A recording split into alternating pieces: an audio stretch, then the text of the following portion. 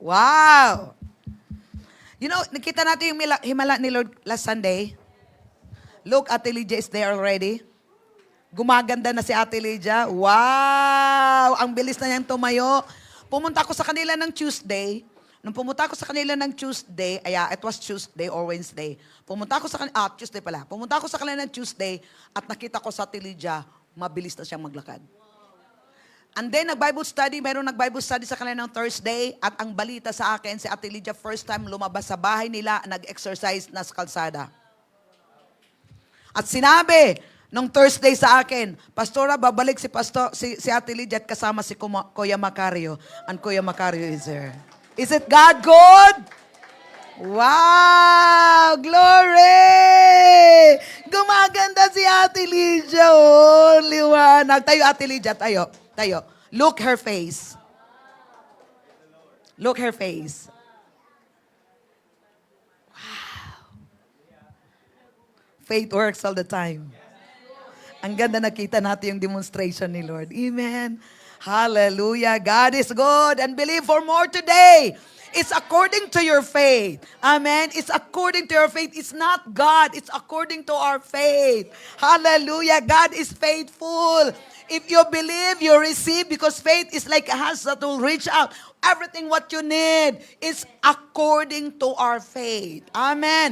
Kaya kung faith mo 50 pesos lang, yun lang din yung maabot mo. Pero yung faith mo, daan-daan na. Wow, yun din yung marireceive mo. It's according to our faith. Amen. And welcome. Meron tayong mga bagong bisita dito. Welcome.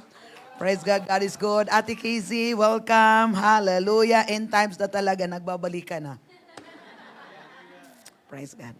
Okay, meron akong gusto ko lang i-share yung last Friday na ito yung nag-impact talaga sa amin.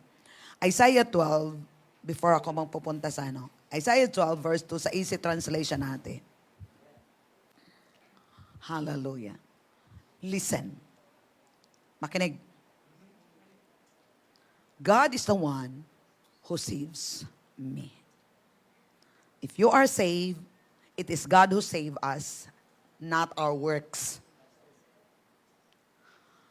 Because you believe that God saves you, anong sinabi? Confirmation or declaration, I will continue to trust Him. I will not be afraid because of the Lord Himself, because the Lord Himself makes me strong. He keeps me safe. He rescued us from our enemies. If you believe that God is your Lord, if you believe that God is your Savior, if you believe that God is the one who gives you life, continue to trust Him. And do not be afraid, because the Lord Himself will make you strong. That's why we need the joy of the Lord, because the joy of the Lord is our strength. And He Himself will keep us. Amen? At anuman yung makadamay yung mga kaaway natin, the Lord Himself will rescue us from all our enemies. Psalm 21, He deliver us from all troubles. So, yun yung confident natin kay Lord. Kahit na gaano kadamo yung pagsubok, kalaki yung pagsubok mo sa buhay mo, God will deliver us from all. Ang kailangan lang talaga natin na mag-trust tayo kay Lord. Amen? And this is by revelation. Hallelujah. Okay, let's go to the topic. How did God respond to the dark? How did God respond to the dark confusion around Him? So, kung si Lord ay mayroong action, how He respond to the darkness and confusion around Him, dapat meron din tayo. Dapat alam din natin kung ano ang gagawin. So, anong ginawa ni Lord? How He respond? He spoke to it. He spoke to it. Amen? Hallelujah. He spoke His word from the image He wanted to create, and things change. So, pag mayroong sitwasyon, our response should be is to speak what you want, the result of what you want in that situation. Hindi mo speak yung sitwasyon. Speak mo yung result doon na gusto mo sa sitwasyon. Nakuha natin? Ito yung ating identity. Ito dapat talaga tayo. Ito yung pagka-disenyo ni Lord sa atin. Amen? Yung last Sunday, di ba? We imitate God. So, if we imitate God, we speak like God, we think like God, we walk like God, we talk like God, and amoy Kristo. Because we are a believer. Okay, so tingnan natin yung scripture na to, Ate Ana, please, sa Amplified Translation, Genesis 1. Genesis 1, 1-3, Amplified. Okay. Genesis 1. Father, thank you for spiritual of understanding, revelation, knowledge. Thank you, Father God, for let the entrance of your word, Father, flood the heart. And I speak, Lord, by your anointing, Lord, that all of us will get it. All of us will understand it. All of us will receive it. All of us will see light. Will see the truth. Will see, hallelujah, hallelujah, the things that we've never seen before, we heard that we've never heard before, and we say we are not familiar of the scripture, Lord. Your word never changed. Your word is always alive. Your word will always speak to us in a new thing. In Jesus' name. Genesis, ate. So Genesis 1:1. In the beginning, God Elohim created by forming from nothing the heavens and the earth. He formed from nothing. That is Elohim. That is God. Okay. If God is from the beginning, created and formed from nothing, and God is with us, then there's some God. Parang pinadala lang ako dito sa Bulacan. Formless. Nothing. But look, sa statistic lang natin ng Lifeline Youth, look, what happened? Kung yun lang ang pagbabasihan. Di ba? So, wag tayong matakot. Lahat ng sitwasyon natin, from nothing, if we learn to trust God, if we believe in Him, if we obey Him, from nothing into something. Amen. Kaya wag tayong magsasabing ng wala. From wala, rejoice. Because God can create something from nothing. That's why faith is required. Verse 2. The earth was formless and void, or a waste and emptiness, and darkness was upon the face of the deep primeval ocean that covered the unformed earth. The Spirit of God was hovering, brooding over the face of the waters. Okay, void, formless, nothing. Okay, verse 3, anong ginawa ni Lord? God said, let there be light, and there was light. So ulitin ko, by revelation, if we believe the word God, ito talaga yung tamang pagtuturo. Na kung ano yung sitwasyon, ang kailangan mong sasabihin, ang gusto mong mangyari doon sa sitwasyon na yun. Pag mayroong sakit, ano dapat ang sasabihin? By the stripe of Jesus Christ, I am healed. I call my body healed in Jesus' name. Be healed in Jesus' name. Let there be light. And there was light. Yung word be, let there be. Be light. Be healed. Be strong. Be plenty. Be happy. So that's what God did. Likewise, we are to live from the inside out. Yun nakita ng Diyos. Kaya nga, imitate natin siya eh. Gagayahin natin siya. Amen? We are to take the kingdom image on the inside and to change what we see on the outside. Okay, naalala natin yung unseen? So, we live from the inside. Kay kapatid, everything start in the mind. If you don't learn, if you don't renew your mind, that's your destiny. Pero if we renew our mind, hallelujah, into the Word of God, and the Word of God will help us to create a new image in the inside of us. The real we. Di ba? Nakita mo, anong ikaw, anong meron, anong sinabi. Itong Word of God, kapatid, hindi siya literal.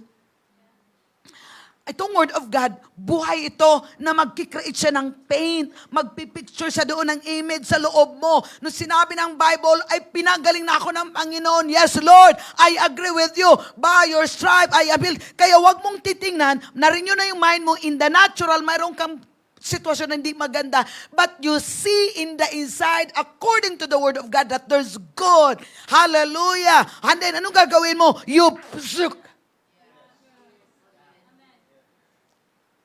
And it take courage. It take faith. Amen? Hallelujah. Kaya kailangan natin yung lens natin, spiritual lens natin ay clear. Kasi pag hindi clear yung spiritual lens natin, ang masasabihin mo talaga yung nangyari sa labas, hindi nangyari sa loob. God designed us to manifest the kingdom here on earth. Amen? So we should live from the inside. Hallelujah. So we create new circumstances by acting upon revelation of the Word of God's kingdom. So kahit na hindi maganda yung sitwasyon mo, okay, as you obey the Word, what happened? It will change. Ate, nag-pray tayo, di ba? Makita mo yung picture ng Chan International before. Sige, hanapin mo nga.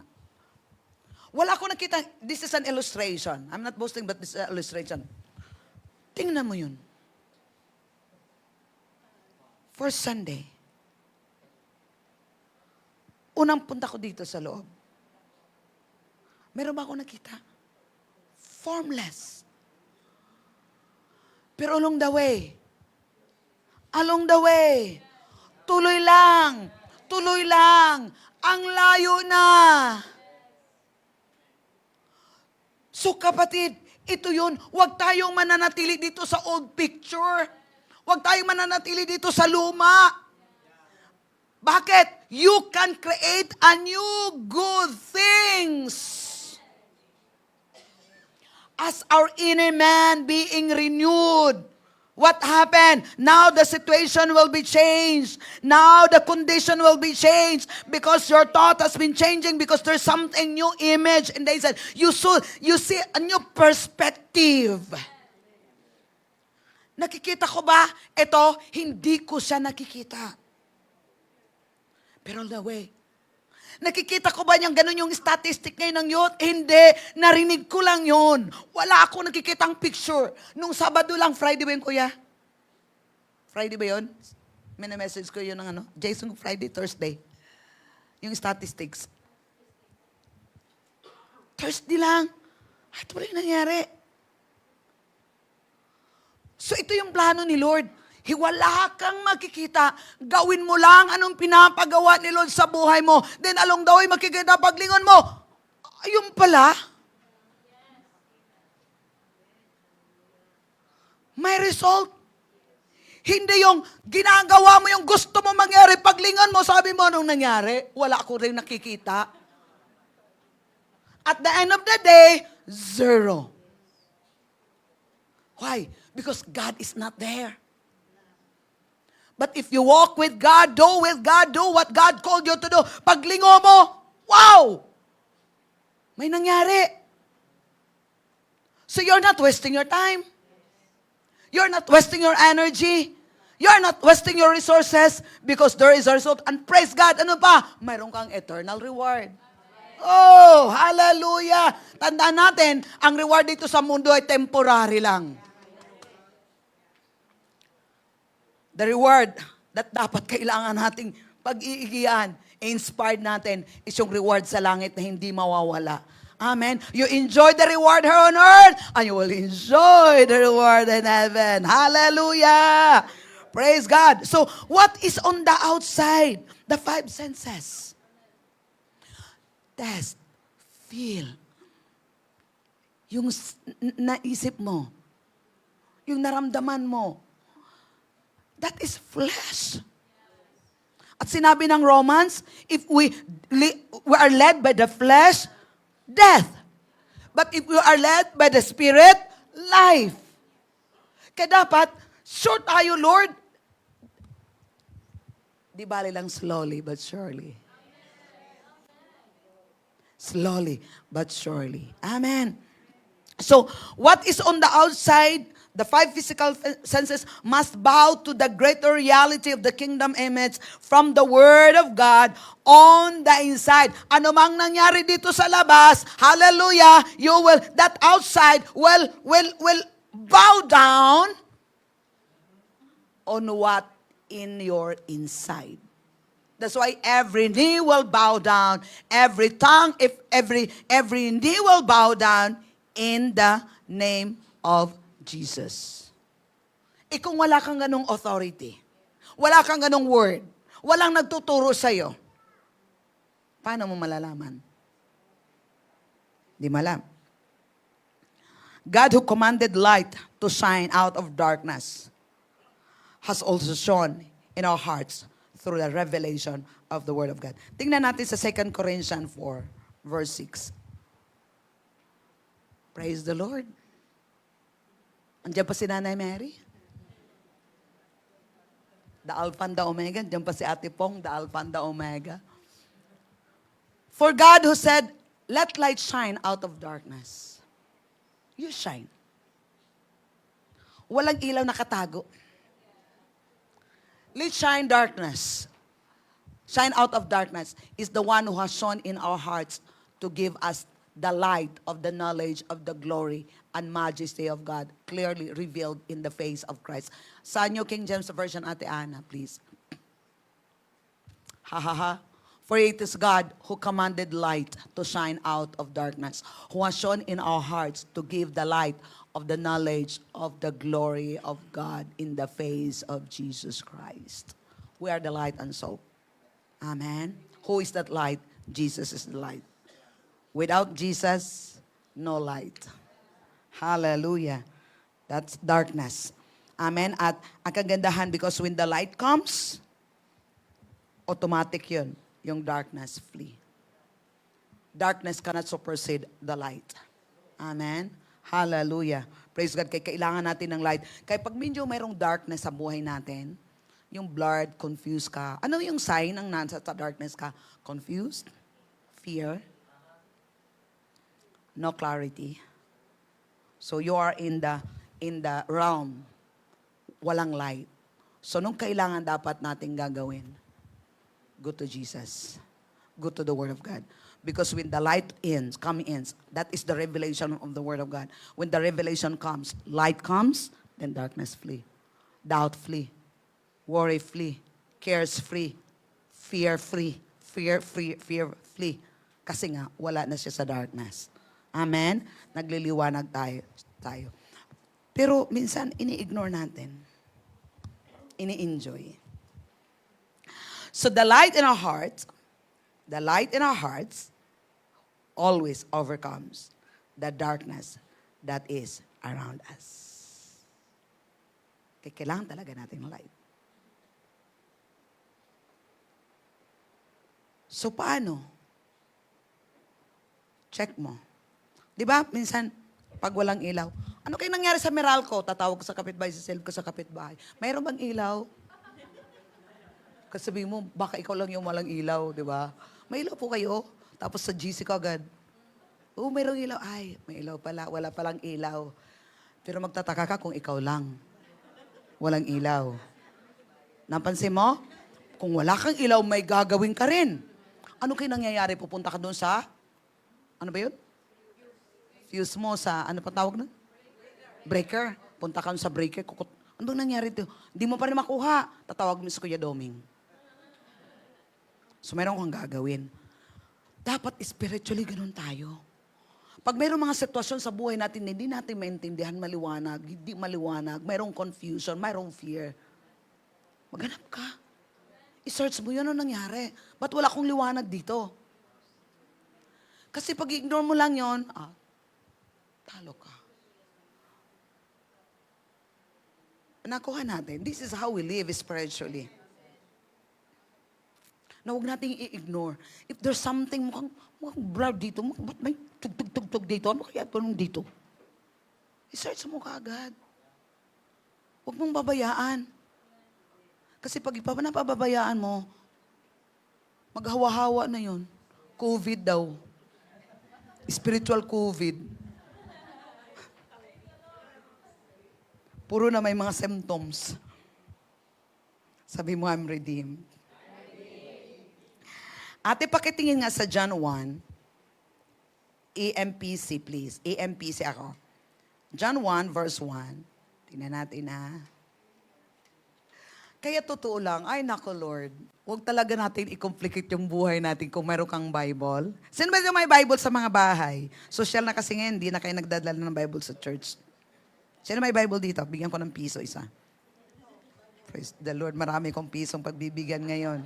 I-claim mo mamaya kay Geraldine. Lista mo Geraldine. Kung mayroon kang Bible, at ginagamit mo yung Bible, binabasa mo yung Bible, iniintindi mo yung Bible, you read it prayerfully, at nagdesisyon kang paniwalaan, at nagdesisyon kang gagawin, masayang buhay mo. In the beginning, before all time. Okay, kayo nga magbasa, please.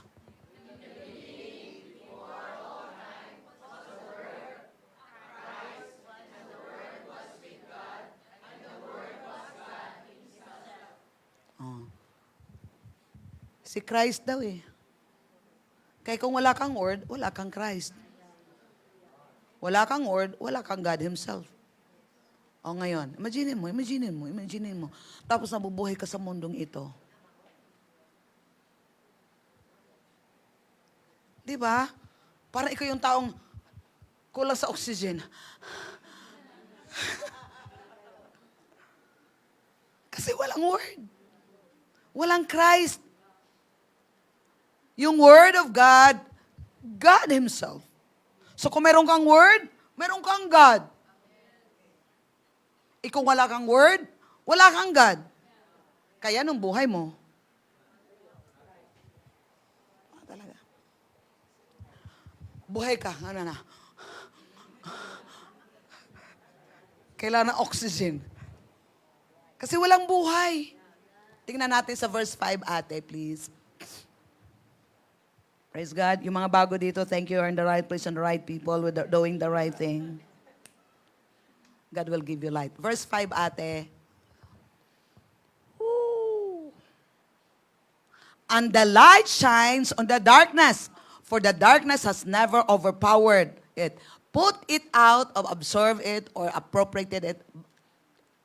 Sige, ito na lang, diretso na lang natin. Sige, diretso na lang natin. Sorry. Sige.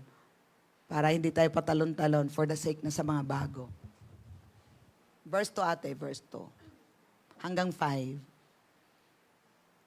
He was present originally with God. Sino? Yung Word. Okay. Word is Christ. Word is, kaya hindi siya si Jesus ha. Si Jesus ay hindi Word. Si Christ ang Word. Si Christ na kay Jesus. Liwanag tayo. Ano? Hindi kasi niya apelido si Christ. Hindi apelido ni Jesus si Christ. Amen. Sige, mamaya mag-demo tayo. Mukhang dito muna ako. Hala. Sige. Ate Ana, aktras nga, alauna, verse 1. In the beginning, before all time, was the Word. Sino yung Word? Christ. And the Word was with God. And the Word was God Himself.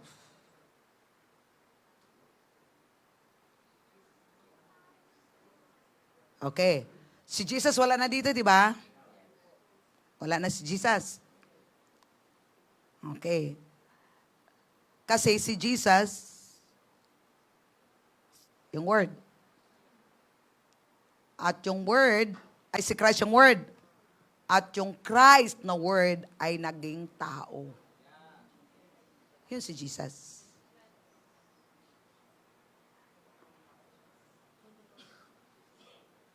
Sige, punta muna tayo sa verse 14, ate. Sige, verse 14. Sige, talon muna tayo. For the sake ng iba. Huwag tayo dito mag-confuse, ha? Okay. Sige, verse 14. And the word Christ, naging tao. Human. Nag-incarnate. And tabernacled fixed his tent of flesh, live a while among us. And we actually saw his glory, his honor, his majesty, such glory as an only begotten Son received from his Father, full of grace, favor, loving, kindness, and truth. So ang Word, si Christ, nag-incarnate. Nagiging Jesus. Okay. Ngayon wala na si Jesus, di ba? O ngayon, saan na si Christ ngayon nag-incarnate? Sa'yo, sa atin. Kasi si Christ ay nasa atin na. Nung tinanggap natin si Jesus, yung Word na nag-incarnate, ulitin natin ha, yung Word na nag-incarnate, yung Word na nagiging tao, si Kristo, nung tinanggap mo si Kristo na Word, naging tao, ngayon, ang nangyari, yung Word, si Christ, nasa sayo na. Si Jesus, doon na. Ikaw na naman ngayon yung tahanan ni Kristo. Si Jesus, ando doon na sa langit. Kaya, nagkaroon ng divine exchange nung namatay si Jesus, nag-resurrect si Jesus, nung pinanala yung banal na Espiritu, now, andyan na siya sa atin. Kaya nung tinanggap natin si Christ sa buhay po natin, automatic, hallelujah. Okay, diretso tayo ate. Verse 12. Atras, verse 12. Ito na. Atras, verse 12. Praise the Lord, evangelism tayo ngayon ha. Verse 12 ate. Pshuk!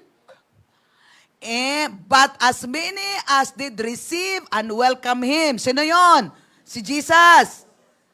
Yung Word na nag-incarnate, na naging tao. Pag tinanggap mo siya, sinabi niya, He gave the authority, power, privilege, right to become the children of God. That is, to those who believe in, adhere to, trust, and rely on Him, on His name. Kaya nung tinanggap mo si Word, nagiging tao na ang pangalan niya ay si Jesus. Ngayon, ikaw na ngayon ay nagiging anak ng Diyos. Huwag mo nang alisin. Ikaw ngayon ay naging anak ng Diyos.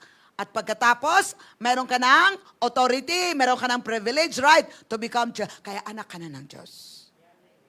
Lahat na meron kay Jesus, meron ka na rin.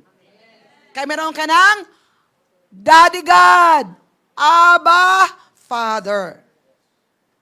Before you are not a people of God, now you are a people of God. Before you are not a child of God, and now you are a child of God by faith.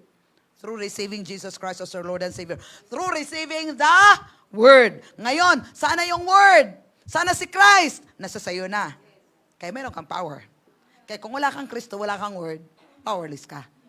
Kaya kung namumuhay ka kay Kristo, ano mangyari? Liwanag ka. Hallelujah! At mayroon pa bang tatalo sa'yo? If God is for me, then who can be against me? You have giant in the inside. You have all the power in heaven and earth. Hallelujah! You have the authority. You are powerful. Hindi si Satan ang powerful. Ikaw ang powerful. Tayo ang powerful. Sa maliwanag, praise the Lord. Okay. So sinabi doon sa John 1, verse 5, ate, diretso kaya nga muna. Sige ate. Nakuha ba natin? O naguluhan kayo sa akin? Clear? Clear, okay. Sige, verse 3 ate. 2 please. Balik tayo sa 2. He was present originally with God, yung Word. All things were made and come into existence through Him, through the Word. And without Him, without the Word, was not even one thing made that has come into being. Kapatid, if you want to create heaven, her on earth, in your life, use the Word. Next verse. In Him was life. In the Word was life. And The life was the light of men. Kaya pag wala kang word, wala kang Christ, walang life. Walang light. Kaya dito ko sa mundo. Tapos, may nakita kang maganda kasi nabubuhay ka sa 5 senses mo. Ay, maganda yun, oh. Tapos ginawa mo, bukas mo lang, untog ka. Ay, mali pala, iyak ka na naman ulit. Akala ko ay akin. Yun lang pala sa aking paningin. Yun pala, hindi. Kasi bakit? Dito nakatingin, hindi dito nanggagaling. Amen? Kasi nga, walang liwanag, walang buhay. Kaya, walang kabuhay-buhing kausapin. Tingnan mo ang katabi mo, kung may kabuhay-kabuhay kausapin yun. Sabi mo, you have life? You have light. Prophesy naman, declare mo, be life! Be light! In Jesus. Hallelujah. Okay, next. Okay, and the light shines on the darkness has never overpowered. Tingnan mo, the darkness has never overpowered it. Put it out of absorb or apprehend. Sa Amplified Translation, sa New King James Version, sinabi, comprehend it. Okay, anong comprehend? Overcome, understand, extinguish. So if you are in the light, sinabi dito, hallelujah, praise God, you will overcome. You will understand. You will extinguish. The darkness around you, which Satan cannot overcome. Woo! Hallelujah! Understand, the darkness, Satan over you cannot overcome, cannot understand, cannot extinguish the greater reality of the light, revelation that is inside of you. Sabi ng kaaway, binigyan ka ng kaaway kumbaga, binibait ka niya. Parang si Jesus, tinetempt ng ilang tempt. Tapos puno ka ng word. Puno ka ng liwanag. It is written. It is written. It is written. It is written. It is written. It is written. It is written. Nang bukas makala sabi na. Pero tandaan natin, sinabi ng Bible, he live a while. Kaya huwag kang magkumpiyansa. Dapat araw-araw. Mayroon kang it is written. It is written. It is written. Kasi kung walang it is written, it is your thinking na. It is your thought na. Praise the Lord. Hallelujah. Praise God. So the unseen is the heavy weight around. The unseen is the eternal and more exceeding realm which always overcomes the temporary and light weight. The realm of so kailangan doon natin ipoporso yun. So example. Okay, example. Example nito ha. Okay. Example ng pagbaano natin, pagmamaster, paano tayo magkikreate ng new circumstances. Okay. Bad circumstances or good circumstances, hindi po iba ang nagkikreate. Ikaw po yun. Because life and death are in the power of our tongue. Amen? Kaya huwag natin sisisin sa kapitbahay natin. Huwag natin sisisin kung kanino-kanino. Mayroong hindi nangyayari dahil sa bibig mo. Life and death. Okay. Circumstances is simply the circle that you are standing in. Yung circumstances. It is what is happening around you. Yun yung circumstances, good or bad, where you are standing in. When we're thinking of circumstances in a traditional sense, we only think of the negative. Ay talaga, alam mo Marin, dami ko talagang circumstances ngayon. So that is tradition. Tapos alam mo yung kung ano, kasi yung tunog, yung sounds. You hear the sounds. Ibig sabihin, it's negative. But through the Word of God, you can actually create new, good, and kingdom circumstances, health, wealth, peace, joy, and more. So in the kingdom, traditionally, yun, mga nega. Sabi sa katabi mo, graduate ka na pagka nega. Iwanan mo na yan. Okay, kasi tradition yun eh. Sinabi sa Romans 1 Corinthians 5:17, di ba? All thing has gone, behold, new thing has come. Sige ate, buksan mo na. Mukhang evangelism talaga tayo. Pupuntahin sa evangelism eh. Sige, 1 Corinthians 5:17 sa Amplified ate, please. 1 Corinthians 5:17. Magtatanim ako ngayon ng evangelism sa inyo. Nasa ano tayo eh. Kanina sabi ko, Lord, ano yung tuturo ko? Magsalita ka lang anak, akong bahala sa'yo.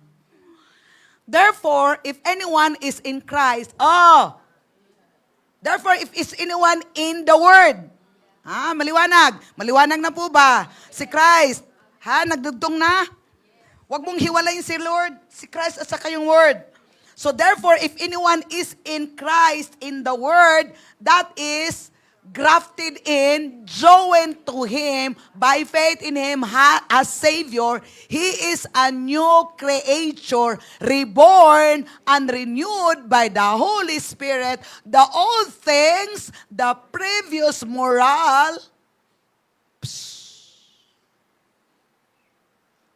and spiritual condition have passed away. Behold, the new things have come, because spiritual awakening brings a new life.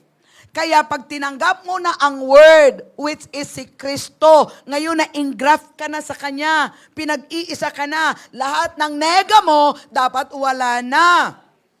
At binago na lahat. Lahat ng hindi tamang pag-iisip mo, nababago na. Lahat yon. Pero sabi ni Tintin, hindi daw automatically done. Nabasa niyo yung pursuing God's plan.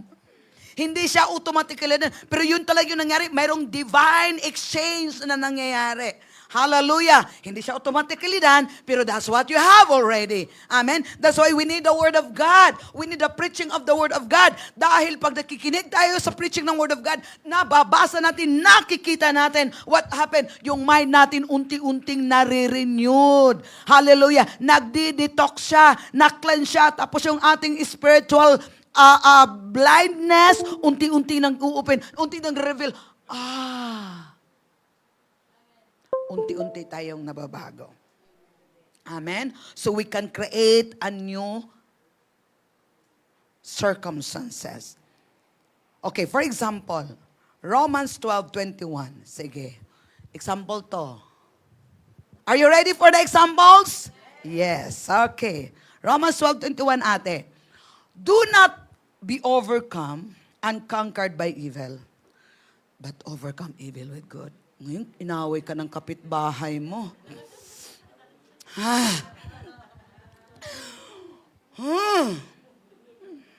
Tapos biglang Romans 12. Overcome evil with good. So, napansin po natin, ito yung natural circumstances.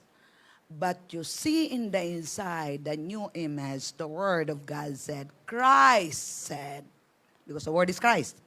Christ said, overcome evil with good.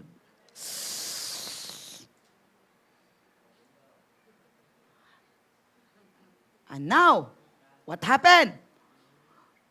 You start to create a new circumstances.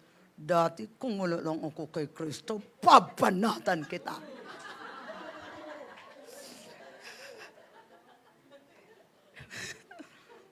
Buti na lang. Meron akong Kristo. Di okay lang yon. Kasi meron ka ng Kristo. So napansin mo? So nababago. Dati, buti na lang. So unti-unti ngayon, nababago. Kung wala kang Kristo nga, wala kang Word. Boom! Patay.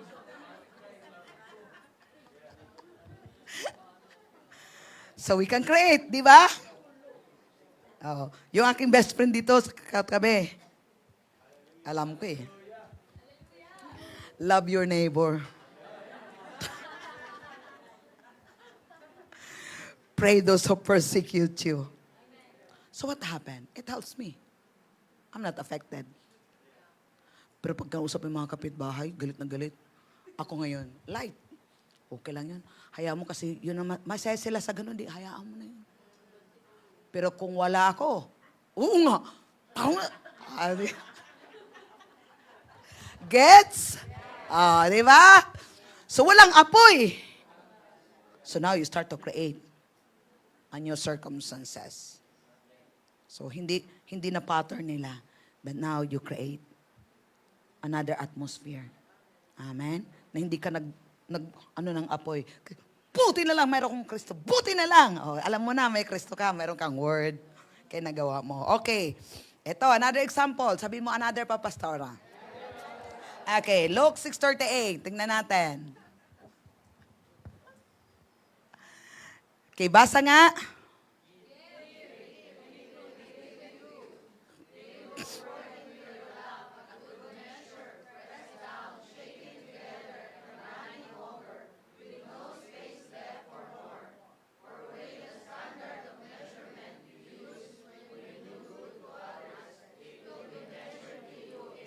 Sige, in LT ate, may sumamahan sa NLT.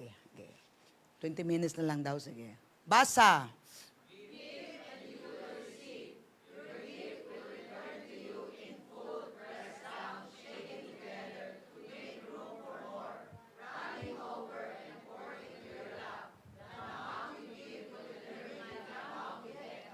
Okay. Ito yung circumstances, ha?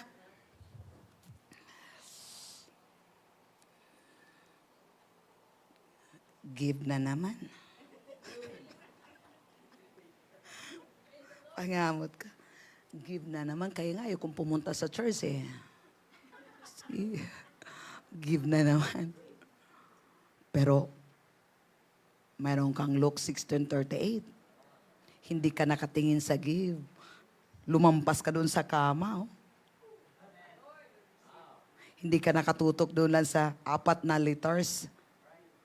Mayroong kama. And you will receive. So how you create in your circumstances? Yes, Lord. I will receive. If I will give, and it will be given back to me. Pressed down, shaken together, running over. Give, and it shall be given to you. So now, you create in your circumstances. You develop to be a giver. And now, you expect that the Lord will return it to you because the Word of God said, give, and it shall be given to you. Your gift will return to you in full. Hindi pala ako nawawalan. Babalik ito in full pressure, pressed down, shaken together to make room for more, running over and poured into your lap. The amount I give will determine the amount I will get. The amount I give, it will determine the amount I get. Thank you, Lord. Now, nakuha natin. This is how to overcome. Create a new image. Create. Before ayaw mo, ngayon, ayaw mo hindi. The Word of God said, mas marami kong kailangan ngayon. Sinabi ng Luke, okay, so mas marami kong kailangan ngayon. Kailangan magtanim ako ng mas marami. Kasi sinabi ito, the measure, the amount I give, it will be the measure that will come back to me.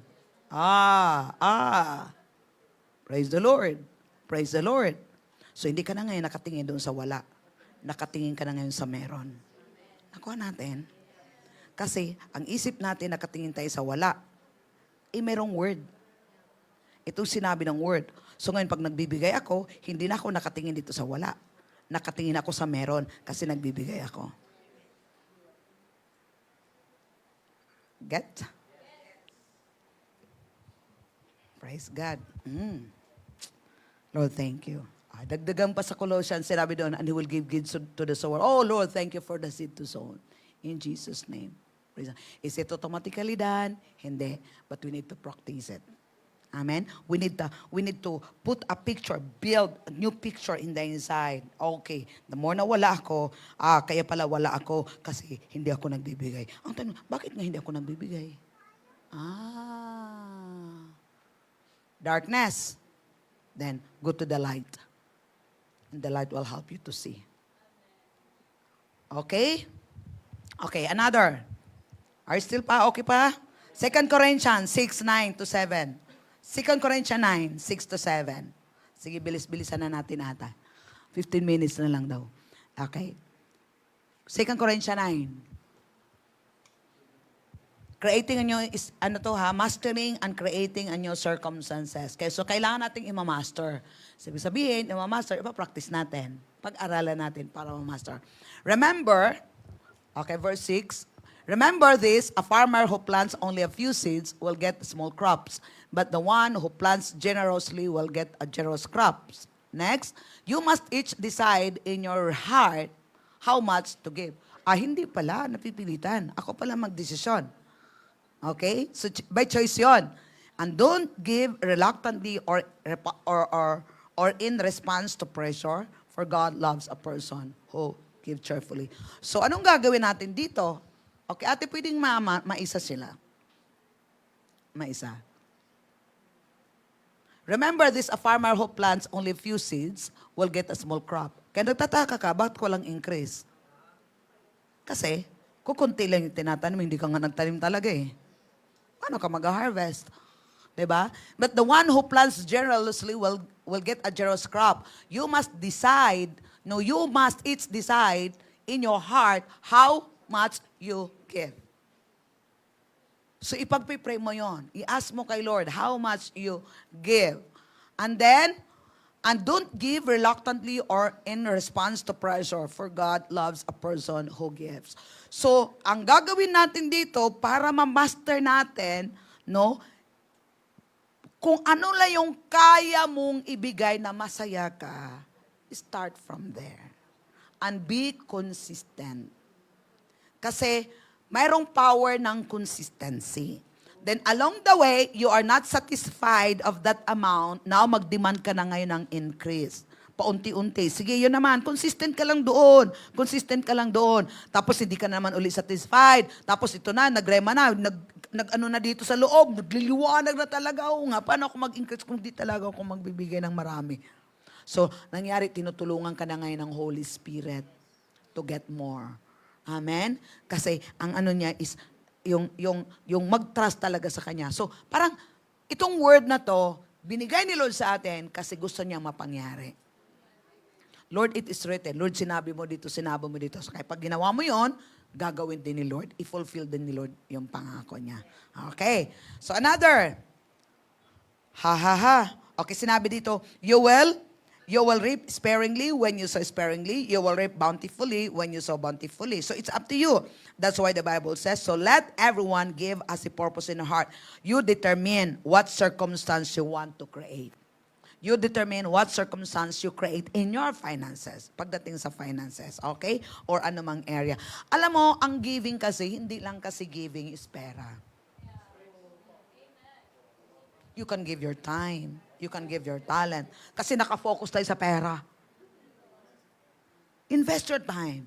Invest your talent. Invest your gift. Anong meron ka? Bukas makala magkikita mo merong pera na. Totoo, nag-volunteer ko dati sa Word of Hope dati. Umaga pa, ako yung pagbukas ng gate, andudo na ako. Maghapon talaga yung 5 service. Andudo na ako, maghapon talaga. Pagsara din yung church, sasara din yung saka ko lalabas. Tapos doon ko na-experience na hinahabol ako ng blessings. Pupunta ako sa sir, sabi niya, Hoy, pastora, sis, tatawagin ka, papabigay ni Lord sa iyo. Tapos dadalhin ka sa mall, itapat lang yung ano. Tapos, sige, pili ka kung ano gusto mo. Minsan nakakahiya eh. False humility, but sa goodness of God. Alam mo, yung kay dahilan kung bakit nandito ko sa Bulacan. Because I experienced the goodness of God. Na yung aabutin ka lang, ilalapit sa iyo. So, it's the goodness of God. Why? You obey God. You follow God. Amen? Is it automatically done? Hindi. And look, this minister, nakita niyo naman kanina. Meron ba tayong sponsor? Wala. Nagsusolicit ba tayo? Wala. God is our sponsor. God is faithful. He provide. Because He's the one who calls me, He's faithful also to fulfill His promise. Okay, Malakay 3:10 hanggang 12. Sige. Another circumstances. Naintindihan natin? Okay. Huwag tayo kasi, kaya binigay ni Lord yung word kasi ito nga talaga yung mundo natin. That's how we look. But God gave us the word so that the word, okay, the kingdom of God, nagka-create siya dito ng new image. And then when you release it, when you applied it, then magbabago ngayon yung circumstances mo. Sinabi dito, bring all the tithes into the storehouse that there may be food in my house, and try me now in this. So try, says the Lord of hosts, if I will not open for you the windows of heaven and pour out for you such blessings that there will be room enough. So kung hindi mo yung nakikita, walang light dito, di mo talaga gagawin. Kaya ang mangyari, walang di nagbabago yung sitwasyon. Okay? Next verse.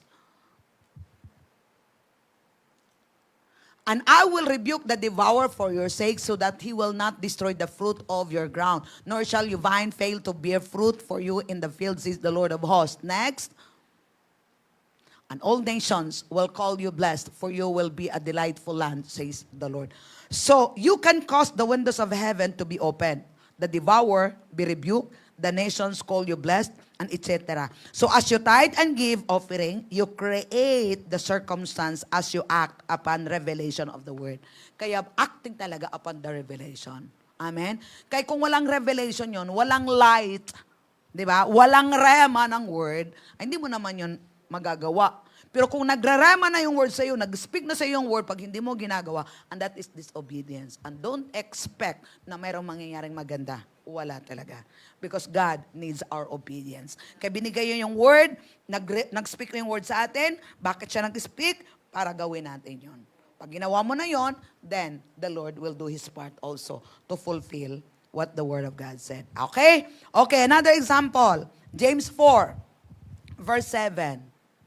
Nakakatulong? Okay. James 4 verse 7, another example. Therefore, submit to God. Resist the devil and he will flee from you. Okay, ano sinabi? Therefore, submit. Ang ginagawa mo, in Jesus' name, in Jesus' name, in Jesus' name, in Jesus' I rebuke you. Hindi ka naman nagsubmit kay Lord, wala din. Diba? Sino yung God? Word. Submit to God. Submit to the Word. Resist the devil. So pag nagre-review ka in the name of Jesus, confident ka that you are submitted. Confident ka that you're obeying the word. Kaya pag nag-review ka, tapos na yon in the name of Jesus. Amen? At huwag mo nang hahanapin that, pwede ba? Huwag niyo sasabihin, ayan na naman si Satanas. Ayan na naman si Satanas. Lagi mo tuloy na-expect si Satanas. Halata. Parang naghahunting ka kay Satanas. Sabi naman ng Bible, di ba? Submit to the Word, resist Him. Anong gagawin niya? Bakit buntot ng buntot? Hindi. Ngayon, totoo yun, may mga circumstances. May mga circumstances na parang, maya, ayan na naman. So ngayon, alam mo yung Word. Pak, liwanag. Harapin mo, get out in the name of Jesus. This is the time you will use your authority. And then be confident. The Word of God said, He's flee already. In Jesus' name. And then move forward. Nakuha natin, kailangan nating matututo. That's how we overcome. Amen. Create a new environment. Okay, circumstances. The devil will flee from you as you submit to God's Word. The devil will flee from you as you submit the word. Kaya kung gusto mong ayos siyang buntot ng buntot sa'yo, gawin mo yung part mo. Mag-submit ka sa word. Hallelujah. Praise God. Some people have the circumstance that the God said. Sino ba dito naka-experience na, kunyari, mayroong ano ba yun? Aso na pumasok sa bahay nyo na hindi nyo aso. Okay, kunyari lang ha. Tapos ngayon sinabi mo, di siyempre palabasin mo. Sabi mo, aso, lumabas ka. Sa pangalan ni Jesus, lumabas ka. Hindi mo ito bahay. Lalabas ba si aso? Kakagating ka nun. Pero ang gagawin mo, lumabas ka! Kuha ka ng kung ano-anong kukunin mo, palabasin mo, palayasin mo. Minsan sa buhay natin ganun eh. Wala kang force. Walang power. I-release mo yung power eh. Dati na may daga dito, magugulo yung daga dito, nangangape pa. Diba? Coffee mate pa. Kahit anong palayas ko, baho talaga ng daga. Ayaw lumayas. Oh, praise the Lord. Sa panlason. Tapos, may nakita kong butitik dun sa office. Binigyan din ako ni Ate Alona ng nilagay ko. Ilang araw ko nilagay. Alam mo, ang dumikit, butiki. Ang daga, wala na. Tapos kinukumusta nila ako. Pastora, kumusta na yung daga? Meron pa bang daga? Wala na. Tapos na. Ginamit ko yung authority ko. may panghuli, may panglason, imposible namang hindi ka lalabas. Ganun sa buhay natin. Gagawa ka, may wisdom na ibibigay ni God sa'yo kung paano matapos yung circumstances. Nung sinabi na, oy, tumigil kayo, huwag niyong tabawagin dito, pinalayas ko na, wala na dito. So, ibig sabihin, I know that I exercise my authority. So, kailangan malaman natin that I exercise my authority. I am submitted to God, I resist it. So, don't figure out paano. Kasi si Satan talaga maglagay, stay ka lang din dito. Keep enforcing the Word of God. Keep enforcing the Word of God. Pag mo lagi din, no, I plead the blood of Jesus. Jesus is Lord over my family. Jesus is Lord. Tayo yung dapat maingay. Okay, last. Philippians 4:6. Are you blessed? Natututo ba kayo? Sige, Philippians 4:6. Be anxious for nothing, but in everything by prayer and supplication with thanksgiving, let your requests be made known to God. Simple lang. Pag mayroong problema, pag mayroong mga kailangan, inuuna, okay ha. Pag mayroong problema, ang inuuna, nag-worry. Oy! Tama ako, hindi.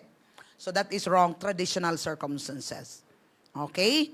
Okay. Dapat, sinabi, be anxious for nothing. Ate sa NLT dito, Tiples. Don't worry about anything. Pero maraming mga Kristiyano, mukhang favorite nilang mag-worry. Laging flavor of the day. Do not worry about anything. Instead, pray about everything. Tell God. So, saan sinasabi? Sa kapitbahay. Sa Facebook. Kasi sa Facebook may tanong kasi, what's in your mind? Kaya automatic. Sinasagot din. Pero sinabi, tell God what you need. And thank Him for all He has done. Now, you are mastering creating a new circumstances. Pag mayroong problema, oh, Father, Lord, yeah, I will not worry. I will not worry. I will not let my heart be troubled. I trust you, Lord. Dagdagan mo pa ng James 1 to. Ha-ha! Woo! Thank you, Lord, for another opportunity, Father, to see your glory. Lord, this is my need. Kasi sinabi niya, tell eh.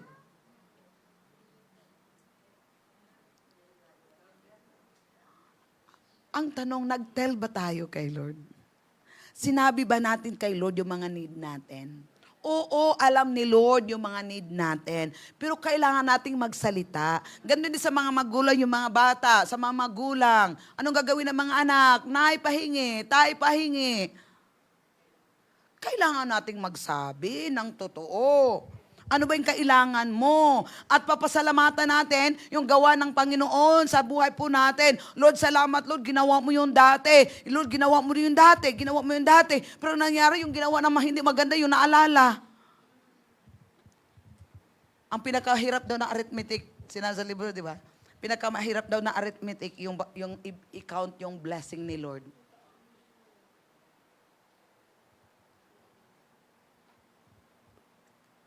Araw-araw, naisip mo ba or naalala mo bang araw-araw ka nagpapasalamat kay Lord? On purpose? Or, Lord, salamat. Did you count your blessing? One by one? Lord, salamat kanina. Ang galing. Galing sa favor mo, Lord. Galing. Dapat i-count natin yun.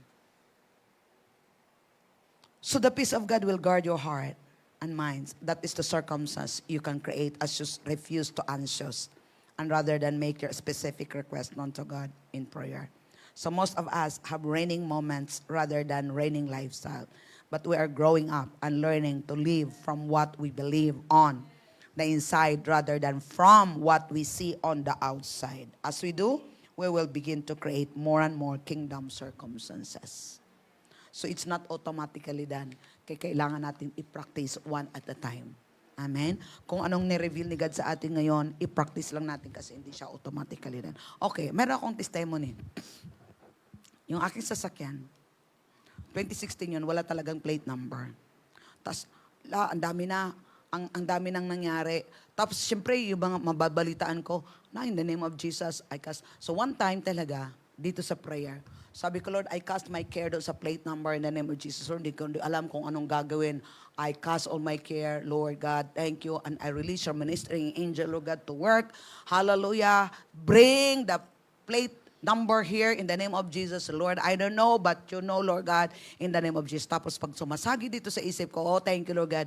I cast my care to you, God. I will not care in the name of Jesus. You cares for me, Lord God. You love me, Lord. Ganyan. So, ang dami mga negative. Si Clyde, alam mo, si Clyde, bakit siya pinapabalik? Dahil sa plate number ko, tingnan mo, hindi na bumalik.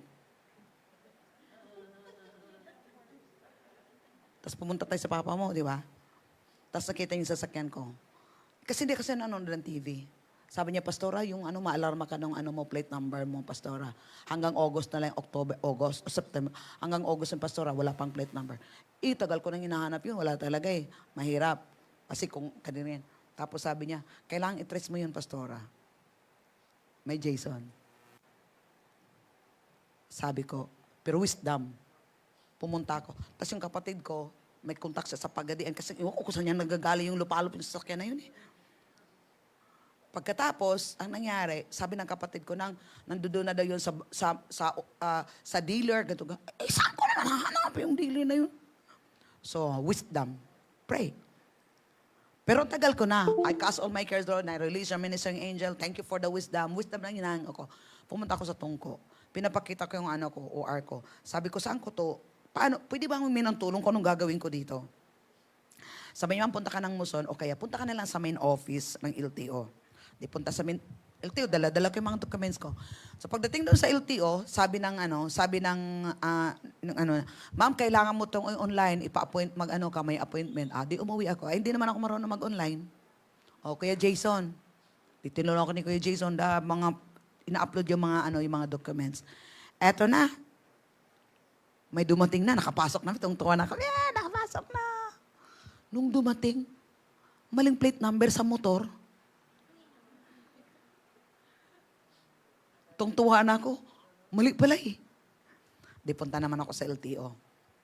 Pagdating ko sa LTO, di tinignan, ma'am, itong ma'am, yung ma'am, andoon na po ma'am sa Iloilo. Andoon po ma'am sa distributor. Sir, pwede bang patulong? Saan po yung distributor? Pwede bang matrace? Okay ma'am, hanapin mo na. Wait na lang ma'am. Ang binigay naman din, pangalan lang, Suzuki Auto World. Saan ko naman ito hanapin? Sabi nung yung katabi ko, ma'am, ano ba yung problema? Tinignan niyo ko, sabi niya, ay ma'am, doon to sa Pagadian. Pagadian. Mami, internet mo na lang, isa-search mo lang sa internet, tapos ganito, ganyan. Tapos pwede kang papasok sa grupo ng Pagadian, sa LTO, ganito, ganyan. Pero alam mo, cool ako. I prayed it. I'm creating a new circumstances. Tapos ang ginawa ko, nag-message ako sa yung binigay, Iloilo. Tingnan niya, ma'am, mukhang banda ito ng Iloilo, ma'am. Iloilo. Praise the Lord, nag-reply ka agad. Ang ganda ng pag-reply, maramdaman mo in the spirit talagang very, talaga sila. Tapos, okay ma'am, I will take responsible of this, ma'am. Okay, babalikan kita. Kinabukasan, hingi niya ng mga hiningi siya. Pagkatapos, sabi niya, ma'am, sige, tawagan mo tong tao na to, ma'am, ito mag-assist sa'yo. Hininga yung number ko, tapos tinawagan ako. Hininga yung mga, kung ano-ano na lang. Pagdating doon, sabi niya, ma'am, wala na po dito yung mo, ma'am. Andun po sa dealer. Saan po yun? Sa Bacolod.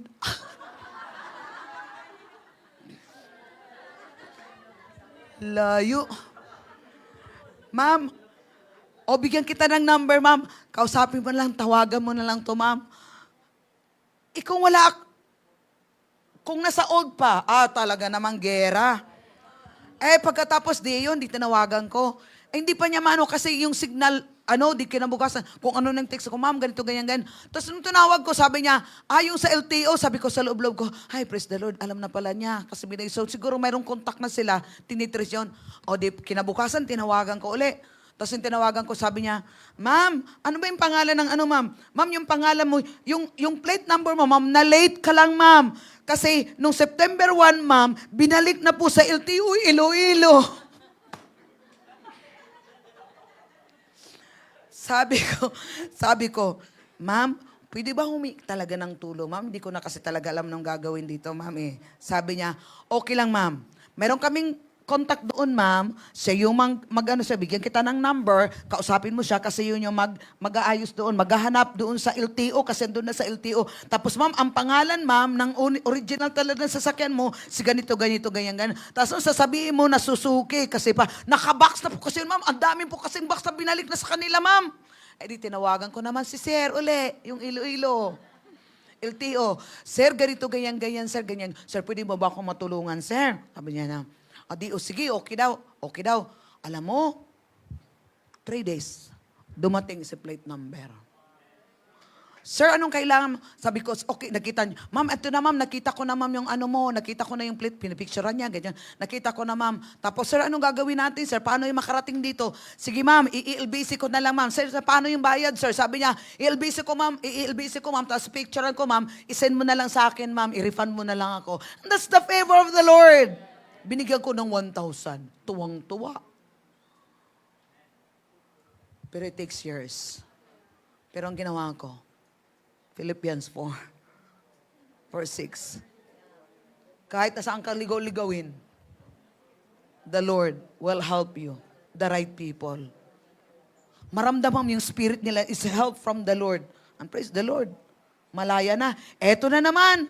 Parehesto na naman ako. Sabi ng kapitbahay doon daw sa ano ba yun? Sa malaria. Yung nagpipre ako, sabi ko, hindi, doon na lang ako sa LTO ng Muson. Di punta ako sa LTO ng Muson. Di punta ako doon sa ano ba yun? Yung emission. Punta sa emission, sabi niya, ma'am, itong ma'am, itong sasakyan mo, ma'am, hindi pa naka-insert, ma'am, yung plate number, ma'am. O, anong gagawin, sir? Punta ka muna doon, ma'am, ipapa-insert mo. Di punta, insert na naman. Ma'am, papa-insert daw to, ma'am. Di punta na, insert. Balik na naman ako. Tapos sabi niya, ma'am, nagtanong na ka na po ba dito sa kanila, ma'am? Opo, sir, nagtanong na po ako, sir. Sabi niya, ma'am, balik ka muna to, ma'am, kasi ma'am, may penalty na. Balik na naman ako uli doon. Ma'am, ano bang gagawin ko dito, ma'am? May penalty dito, ma'am. Tapos ano mang gagawin? Sabi niya, ma'am, pupunta ka sa private emission. Ma'am, saan po yun? Sa malaria. Kasi kung dito, ma'am, matagalan po yun. Punta ka sa malaria. Punta naman ako sa malaria. Pagdating doon sa malaria, chinik na. Sabi, ma'am, meron ka bang ganon? Yung traffic, yung light. Sabi ko, sir, wala. Sabi niya, ang tagal-tagal mo na na-drive, wala kang ganon. Wala, ma'am. Wala.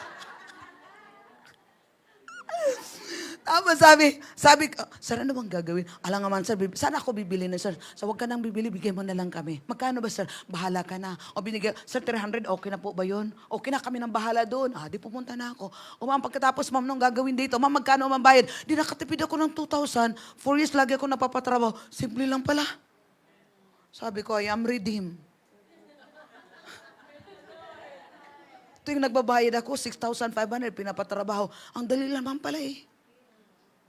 See, akala natin yung circumstances, but if you learn to follow in the inside, you are creating the new environment, you're creating new circumstances. Alam ko na, praise the Lord. So ilang taon? 4 na taon? 6,000, yung pala 4,000, may penalty pa nga ako, 3,000 lang kung walang penalty. Ganun lang kadali. Nagbasa-basa lang ako ng libro. Tapos, so this is how we shall live. Hindi pangunahan kagad natin ang problema. Pag mayroong narinig din na magalita, wala na. Inunahan na si problema. Nagwa-worry na. Kaya walang nangyayari. But if we learn to cool down, you have the word, you are in Christ, you can create a new environment. Amen. Hallelujah. Is it helping? Kita tayong lahat. Let's pray for our community.